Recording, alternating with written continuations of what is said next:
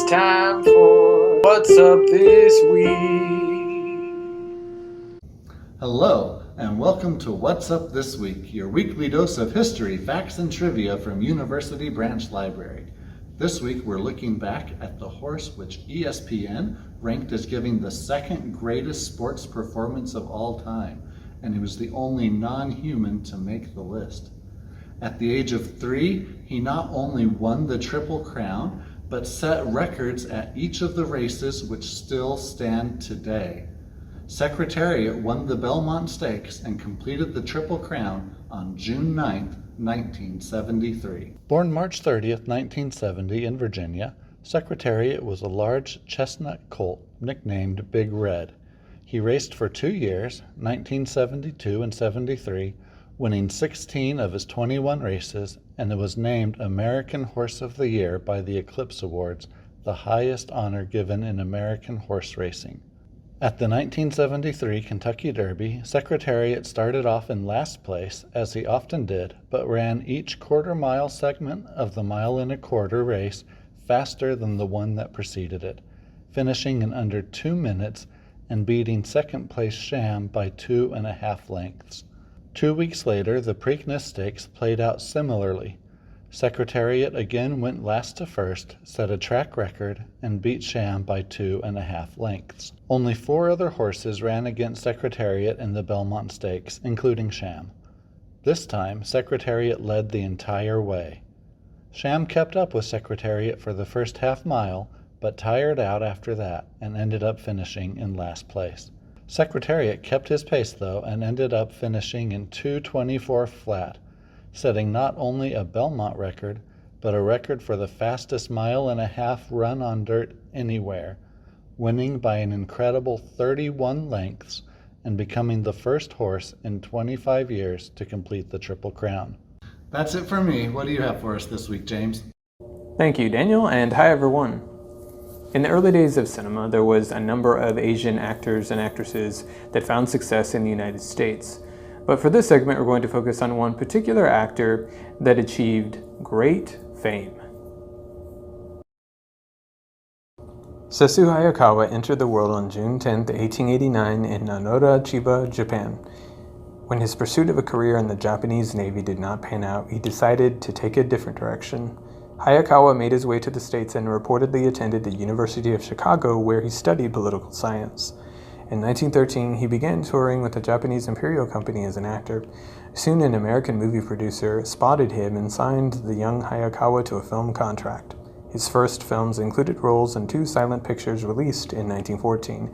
They were The Typhoon and The Wrath of the Gods.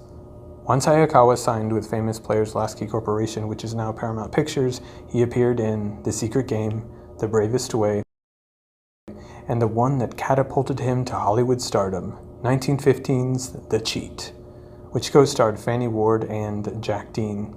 It was directed by Cecil B. DeMille. 3 years after, Hayakawa formed his own production company called Haworth Pictures Corporation and released notable productions like His Birthright and The Temple of Dusk, and 1919's The Dragon Painter. Unfortunately, the company ceased operations in the early 1920s. After a hiatus from America, the matinee idol transitioned into talkies with 1931's Daughter of the Dragon, co-starring Anna May Wong. Though his celluloid voyage started in America, Hayakawa actually performed in films made in places across the globe, including Japan, Germany, France, and the United Kingdom. Eventually, Hayakawa made a major Hollywood comeback, co-starring with Humphrey Bogart in 1949's Tokyo Joe. Hayakawa played the role of Baron Kimura. Afterward, he appeared in the films Three Came Home, House of Bamboo, and The Swiss Family Robinson. For his role as Colonel Sato in 1957's The Bridge on the River Kwai, Hayakawa earned an Academy Award nomination for Best Supporting Actor. His motion picture career ultimately spanned over 100 films in addition to stage productions. In his remaining years, the talented and persistent Sessue Hayakawa returned to his home country of Japan, where he taught acting and concentrated on Buddhism. All right, Megan, what is this week's weird thing? Hi there! This week's weird thing is that June 10th is National Ballpoint Pen Day. On this day, the anniversary of its patent filing, we recognize the usefulness of one of the most common writing instruments around.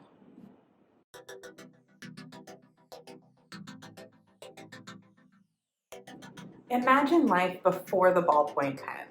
It was all pencils and messy fountain pens, and then the ballpoint pen. The first patent for a ballpoint pen was issued in 1888, and its intended purpose was to write on rough surfaces.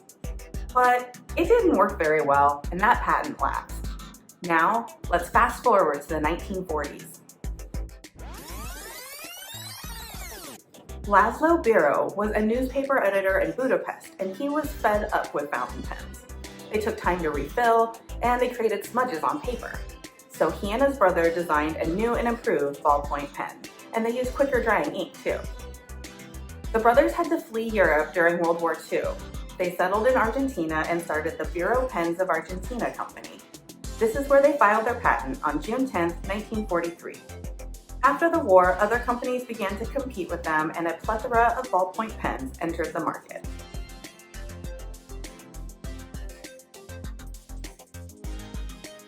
Technically speaking, a ballpoint pen is a pen that utilizes a metal ball at its point to dispense the ink.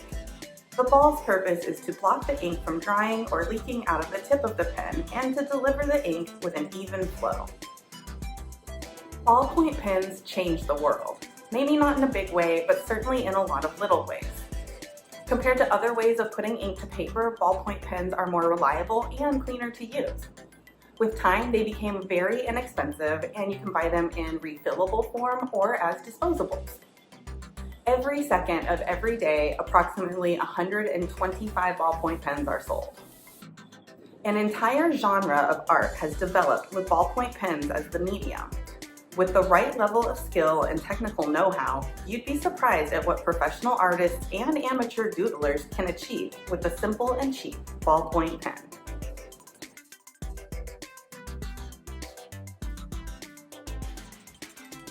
To celebrate National Ballpoint Pen Day, simply take a moment and recognize the awesomeness of this trusty little writing instrument. Create a doodle or a real piece of art. If you need help with your drawing, don't worry. Fort Bend County Libraries has many books available to help you get started.